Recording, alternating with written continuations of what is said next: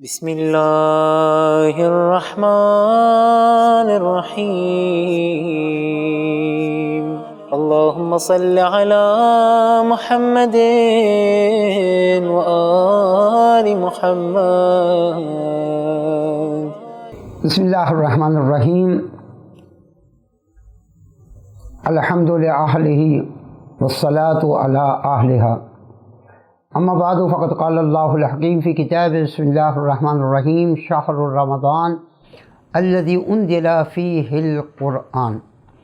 محترم ناظرین و سامعین، السلام علیکم ورحمۃ اللہ وبرکاتہ۔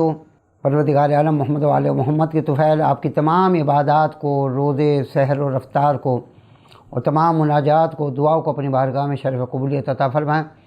میں سید نادر عباس زیدی قائم ٹی وی کے توسط سے آپ کی خدمت میں حاضر ہوں۔ ماہ مبارک رمضان بہار قرآن کا مہینہ ہے، تلاوت قرآن کا مہینہ ہے، اور جتنی تلاوت اس مہینے میں ہوتی ہے شاید ہی کسی مہینے میں ہوتی ہو، کیونکہ اسی مہینے قرآن کا نزول ہوا کہ شہر رمضان، یہ ماہ مبارک رمضان کیسا ہے؟ الذی انزل فیہ القرآن، قرآن کا نزول ہوا ہے، قرآن نازل ہوا ہے۔ قرآن وہ پروردگار عالم کی وہ آخری کتاب کہ جو پیغمبر ختمی مرتبت حضرت محمد مصطفیٰ صلی اللہ علیہ وسلم پر نازل ہوئی۔ 114 اس کے سورے ہیں۔ ایک بات میں یہاں پر عرض کرتا چلوں کہ یہ ماہ مبارک رمضان تو تلاوت قرآن کا مہینہ ہے، اور بہت زیادہ تلاوت جو ہے قرآن کی جو ہے وہ کی جاتی ہے اس میں، اور قرآن پڑھا جاتا ہے۔ اپنے گھر کو تلاوت قرآن سے بابرکت بنائیے۔ گھر کے اثرات اور جو اس قسم کے بعض اثرات بھی ہوتے ہیں وہ تلاوت قرآن سے دور ہو جاتے ہیں، اور تلاوت قرآن جو ہے وہ باصدا کرنی چاہیے۔ یعنی قرأت کا مطلب ہی یہ ہے کہ آواز کے ساتھ۔ بعض افراد بہت ہی اندر دل میں پڑھ رہے ہوتے ہیں، ٹھیک ہے، وہ ایک اپنی ایک الگ کیفیت وہ ہوتی ہے، لیکن حقیقت یہ ہے کہ اس کو بس صدائے بلند، تاکہ جہاں جہاں تک تلاوت قرآن کی آواز جائے گی وہاں سے تمام وہ اثرات جو ہے وہ ختم ہو جاتے ہیں، اور اس کی برکتیں بھی ہیں۔ قرآن مجید دیکھیے پروردگار عالم کی وہ آخری کتاب ہے کہ جو مکمل ضابطۂ حیات ہے۔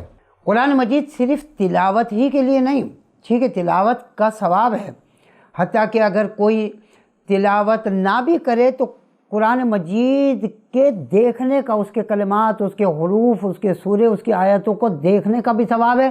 یعنی یہ آنکھوں کی عبادت ہے۔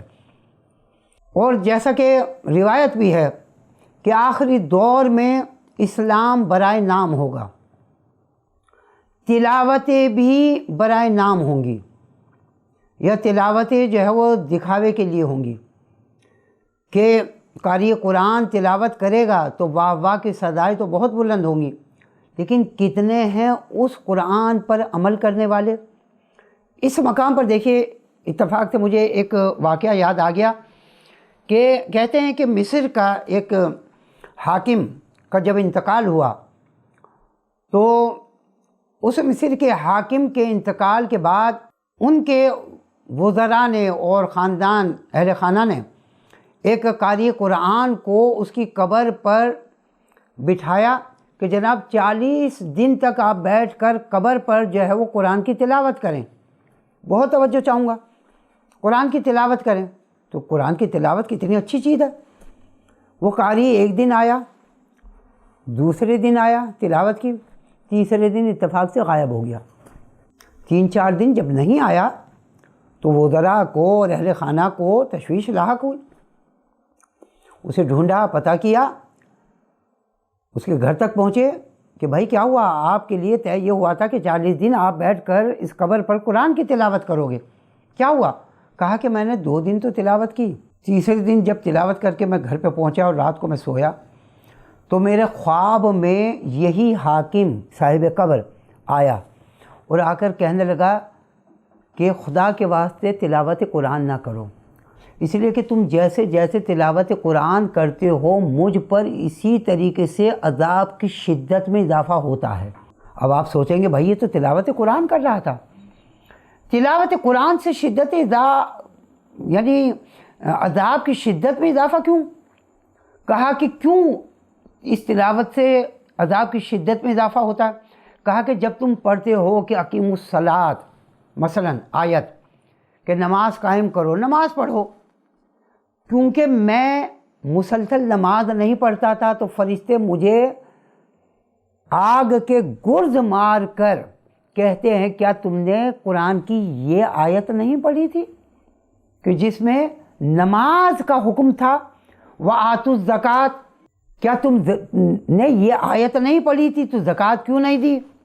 کیا تم نے روزہ، کیا تم نے حج، کیا تم نے خمس، کیا تم نے جہاد، جتنے بھی احکامات پروردگار عالم کے اس قرآن میں ہیں، تو صرف قرآن مجید کی تلاوت کافی نہیں۔ قرآن مجید صرف تلاوت کے لیے نازل نہیں ہوا، ٹھیک ہے تلاوت قربان جائیے کہ کیا کہنا تلاوت کے، کیا کہنا قرآن مجید کے، یعنی تلاوت کرنے کے اور سوروں کے پڑھنے کے، لیکن قرآن مجید صرف تلاوت کے لیے نازل نہیں ہوا، بلکہ اور آگے بڑھ کے عرض کر دوں، قرآن مجید صرف اس وجہ سے نازل نہیں ہوا کہ جب بیٹی کی رخصتی ہو رہی ہو تو داماد کو اور بیٹی کو قرآن کے سائے میں رخصت کیا جائے، ٹھیک ہے اچھی چیز ہے، میں اس سے انکار نہیں کر رہا ہوں کہ قرآن کے سائے میں بیٹی کو اور داماد کو رخصت کیا جائے، لیکن کیا صرف قرآن اسی وجہ سے نازل ہوا؟ کیا کسی نے آج تک کوئی نصیحت کی کہ بیٹا آپ کے ساتھ قرآن بھی ہم دے رہے ہیں، قرآن کی تلاوت کرتی رہنا؟ کیا قرآن صرف اس وجہ سے نازل ہوا کہ بہترین مخمل کے یا بہترین کپڑے میں جزدان میں اس کو لپیٹ کر رکھ دیا گیا پورا سال، اور صرف ماہ مبارک رمضان میں اس کو اتارا اور اس سے گرد اور مٹی جو ہے وہ ہٹائی، اور پورا سال قرآن جو ہے وہ اوپر پڑھا رہا، اوپر رکھ دیا گیا؟ کیا قرآن صرف اس وجہ سے نازل ہوا کہ نہیں بچے کا ہاتھ لگے گا لہذا قرآن کو بہت اوپر رکھ دیا جائے؟ جب بیچارہ بچے کا ہاتھ تک نہیں پہنچے گا تو وہ تلاوت کیسے کرے گا؟ بچے کو ادب سکھائیے، بچے کو تمیز سکھائیے، تلاوت قرآن کے آداب سکھائیے۔ کیا قرآن مجید صرف اس وجہ سے نازل ہوا کہ جب کوئی مسافر جو ہے وہ سفر پر جا رہا ہو تو اس کو قرآن کے نیچے سے جو ہے وہ گزارا جائے؟ یا قرآن مجید صرف اس وجہ سے نازل ہوا کہ اگر کوئی جاں کنی کے عالم میں ہے اور دم اب اس کا اکھڑ رہا ہے تو صرف اس کے قرآن کے پاروں کی ہوا دے دی جائے؟ ٹھیک ہے وہ بھی باعث برکت چلی ہے، تو کیا صرف قرآن صرف اس وجہ سے نازل ہوا؟ قرآن مجید ان میں سے کسی بھی چیز کے لیے نازل نہیں ہوا، ٹھیک ہے یہ چیزیں تمام برکت کی چیزیں ہیں اور اچھی چیزیں ہیں، میں اس کا انکار نہیں کر رہا ہوں، لیکن قرآن مجید تلاوت کے ساتھ ساتھ اس کے معنی میں غور و فکر، لہذا قرآن نے کئی مرتبہ کئی مقام پر کہا لعلکم تذکرون، لعلکم تفکرون، لعلکم تعقلون، لعلکم تشعرون، کہ کیا تمہیں شعور نہیں، کیا تم عقل نہیں رکھتے؟ یعنی کیا کہ عقل استعمال کرو، شعور استعمال کرو، ادراک استعمال کرو، فکر کرو۔ قرآن کا یہ تذکر ہے کہ قرآن نازل ہوا ہے عمل کے لیے، ٹھیک ہے کہ قرآن مجید میں آیات ہیں کم و بیش جنہیں آیات الاحکام جو ہے وہ کہا جاتا ہے، احکام سے متعلق ہے جو ہے وہ آیتیں ہیں، کہیں نماز کا حکم ہے، کہیں روزے کا حکم ہے وغیرہ وغیرہ، اسی میں فضائل محمد اور آل محمد ہے اسی قرآن میں سابقہ انبیاء کے واقعات ہیں، تو یہ تمام کے تمام کیا ہیں؟ ہمارے لیے درس ہیں۔ مختلف اقوام پر جو عذاب نازل ہوا یہ کیا ہیں؟ یہ سب ہمارے لیے درس ہیں تاکہ ہم اس قرآن سے جو ہے کچھ حاصل کریں، اس قرآن کے احکامات پر جو ہے وہ عمل کریں۔ بس اس مختصر سے وقت میں آپ کے خدمت میں قائم ٹی وی کے توسط سے ایک بات اور عرض کرتا چلوں کہ فاتحہ خوانی کے لیے بھی قرآن کی تلاوت ہوتی ہے، اور آج کل تو میں یہ دیکھ رہا ہوں کہ چاہے وہ سویم ہو یا چہلم ہو یا برسی ہو، تقریباً قرآن صرف رسم کے طور پر رکھ تو دیا جاتا ہے، لیکن آپ کو بھی یاد ہوگا اور بزرگوں کو بھی یاد ہوگا، اللہ تعالیٰ ان بزرگوں کا سایہ سر پر قائم و دائم رکھے۔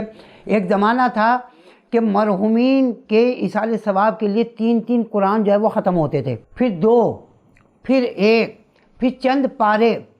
اب میں بھی یہ دیکھتا ہوں کہ قرآن رکھ تو دیا جاتا ہے، لوگ باہر کھڑے ہوئے ہیں، کوئی سگریٹ پی رہا ہے، کوئی پان چبا رہا ہے، کوئی گٹکا کھا رہا ہے، کوئی باتیں کر رہا ہے، لیکن اس مقام پر مجھے علامہ ذیشان حیدر جوادی علی اللہ مقامہ کا وہ جملہ یاد آ گیا کہ لوگ دروازوں پہ کھڑے ہو جاتے ہیں مسجد یا امام بارگاہ کے کہ آنے والوں کو دیکھیں کہ کون آ رہا ہے، آیا ماموں آئے یا نہیں آئے، چچا آئے نہیں آئے، پھوپھا آئے نہیں آئے، فلاں کزن آئے نہیں آئے، فلاں دوست آیا۔ سب ورثہ پسماندگان آنے والے کو دیکھتے ہیں، آنے والے کا اتنا خیال ہے، جانے والے کا کسی کو خیال نہیں کہ کم از کم بیٹھ کر مسجد میں امام بارگاہ میں۔ اور میں اکثر اپنی مجالس میں کہتا ہوں، کیا خدا نخواستہ جو بھی جس کا بھی انتقال ہوا، ہر ایک کا ننیال ددیال ہوتا ہے، بھائی بہن وغیرہ ہوتے ہیں، 15 افراد اگر ددیال کے، 15 افراد اگر ننیال کے، 30 پارے ہوتے ہیں قرآن کے، اگر یہ بیٹھ جائیں اور پڑھیں تو ایک قرآن جو ہے وہ ختم ہو جائے، ایک قرآن جو ہے وہ ختم ہو جائے۔ اور شہزادی کونین نے بھی اپنی وصیت میں یہی فرمایا تھا کہ اے علی، اور یہ وصیت اس وجہ سے کی تھی تاکہ شہزادی کونین کی یہ وصیت مولا کائنات کے وسیلے سے ہم اور آپ تک پہنچ جائے۔ اے علی، مجھے سپرد لحد کر کے اٹھ نہ جانا، تلاوت قرآن کرنا، جہاں علی جیسا قاری قرآن ہو، علی جیسا قاری قرآن ہو۔ یعنی کیا بتایا کیا کہ جب ہم قبرستان بھی جائیں تو وہاں پر جو ہے تلاوت قرآن کریں، کیوں؟ اس لیے کہ صاحب قبر کو بڑا سکون ملتا ہے تلاوت قرآن سے، لہذا تلاوت قرآن جو ہے وہ ضرور کریں، گھر میں کریں، ایصال ثواب کے مجالس میں کریں۔ اور ایک بات کی طرف بھی اشارہ کرتا چلوں کہ اس بات کی طرف بھی توجہ رہے، اور بہت کم افراد کی توجہ رہتی ہے کہ قرآن مجید میں کچھ پارے وہ ہیں، کچھ سورے وہ ہیں کہ جن میں سجدہ واجب ہے، کہ جیسے ہی اس سورے کو شروع کیا اور اس آیت پر پہنچے، سجدہ کا فوری حکم ہے۔ وہاں پر شرمانے کی بات نہیں کہ نہیں اس وقت اگر ہم سجدہ کریں گے تو لوگ کیا کہیں گے، نہیں، شرمانے کی ضرورت نہیں۔ اس میں گویا قبلہ رخ ہونے کی بھی شرط نہیں ہے، اس میں دیگر وہ شرائط بھی نہیں ہے، لیکن آپ کو سجدہ کرنا ہے۔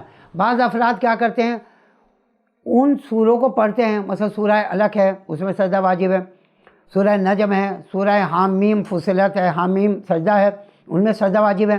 اور ایک آسان طریقہ میں آپ کو بتا دوں، خصوصاً بچوں کو، کہ 3 کا ٹیبل جو ہے وہ 7 سے جو ہے وہ شروع کیجئے، آپ کو پاروں کا پتہ چلتا جائے گا۔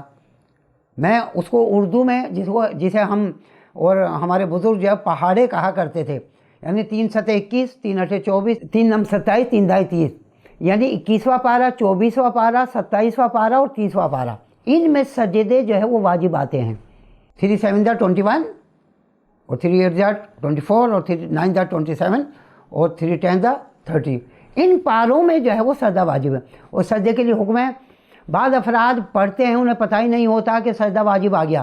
اچھا، بعضوں کو پتہ بھی چلتا ہے تو وہ جمع کرتے رہتے ہیں کہ ایک سجدہ آ گیا، دوسرا سجدہ آ گیا، چلے جا کے گھر پر کر لیں گے، نہیں، سجدے کا حکم فوری ہے۔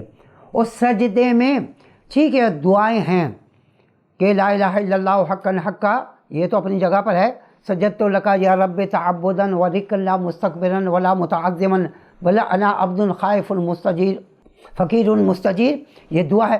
لیکن فرض اگر یہ دعا یاد نہ بھی ہو، تب بھی پیشانی کو آپ سجدے پہ رکھیں، سجدہ کریں، چاہے سبحانہ کی تسبیح ہی پڑھیں۔ لہذا یہ سجدہ کیونکہ واجب ہے، اس بات کا جو ہے وہ خیال جو ہے وہ رہے۔ ماہ مبارک رمضان نزول قرآن کا مہینہ ہے، اور قرآن کی برکتیں ہیں، اور قرآن کے سلسلے میں بہت کچھ لازم سی بات ہے کہا جا سکتا ہے، اور مجھے کہنا بھی تھا، اور اس محدود وقت میں لازم سی بات ہے جو ہے وہ دامن وقت میں گنجائش بھی نہیں ہے۔